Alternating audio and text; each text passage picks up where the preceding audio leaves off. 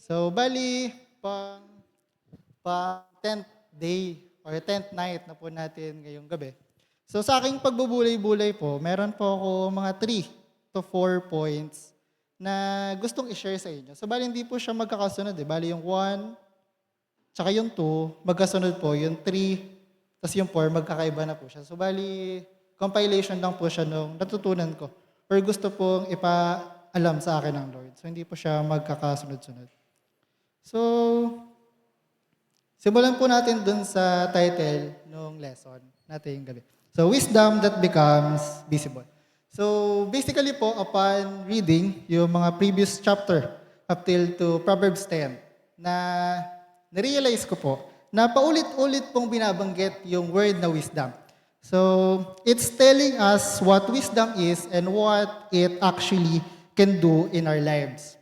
So, sa Proverbs 10 po, yung pinaka nag-stand out sa akin that wisdom is not only something that we hear, it should eventually become visible in the way we live.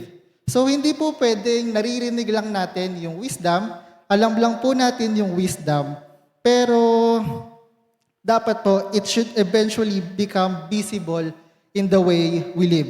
Kaya po yung question na nag-arise sa akin habang binabasa ko po yung Proverbs 10 is, if we truly listen to God's wisdom, would it actually be visible in our lives? So, yun po yung tanong na paulit-ulit na pinapakita sa akin ng Lord sa pagbabasa. So, next slide po is listening to living. So, do we actually listen? Talaga bang nakikinig tayo? So, sabi po sa chapter 10, ang bilis ko.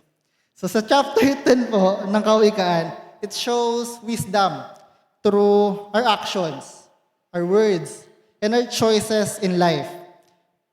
So, sa mga kinikilos po natin, sa mga lumalabas po sa ating bibig, at sa mga desisyon natin sa buhay, doon po nakikita kung talaga bang yung naririnig natin or yung alam nating karunungan ng Diyos is gumagana or na-apply natin sa buhay natin.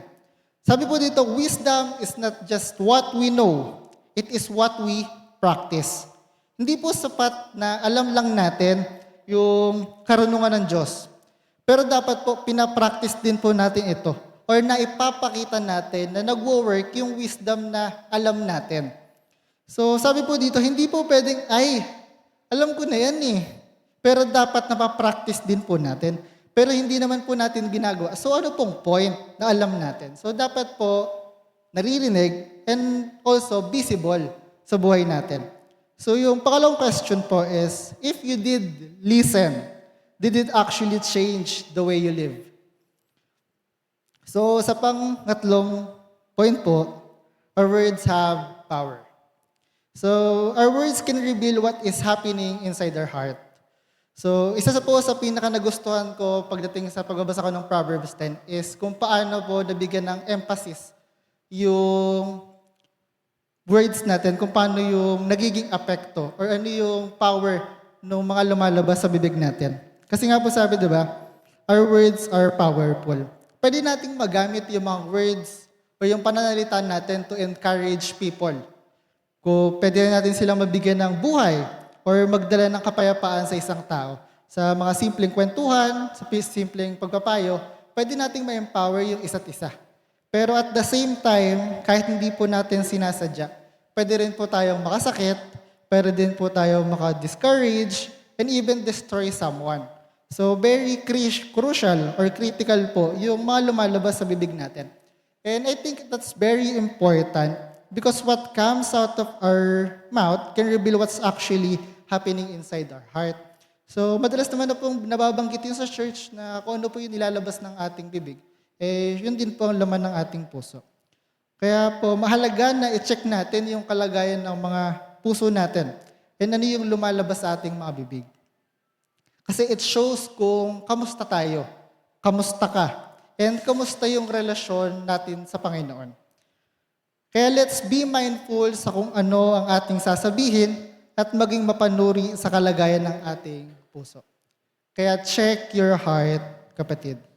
So sa pangatlo po or pang-apat na points is what gives us joy. So sabi po sa Proverbs 10:23 or Kawikaan 10:23, ang paggawa ng kasalanan ay kasiyahan ng masama, ngunit ang mabuting asal, kasiyahan ng may unawa. And this verse actually have the feeling na kinakalabit ako ng Lord upon sa pagbabasa, sa pag-aaral. Parang kinakalabit ako ng Lord na what gives you joy? Kasi the things that we genuinely enjoy can reveal something about the direction of our hearts. So kung ano po yung bagay na i-enjoy natin, madalas po, yun din yung direction ng puso natin. Pero hindi po ibig sabihin na every time na may ini-enjoy po tayong bagay, automatic mali na agad. But if we consistently find joy in the things that are contrary to God's will, I think yun po yung dapat nating mas pagtuunan ng pansin.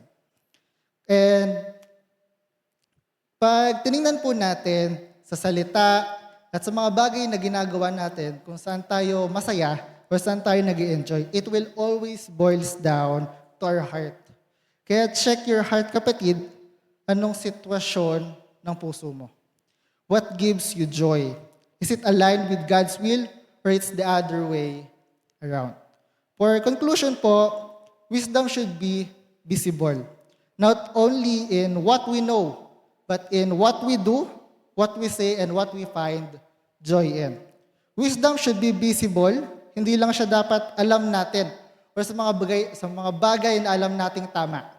Dapat makikita siya sa ginagawa natin, sa sinasabi natin, and even sa mga bagay na nagbibigay sa atin ng kasiyahan.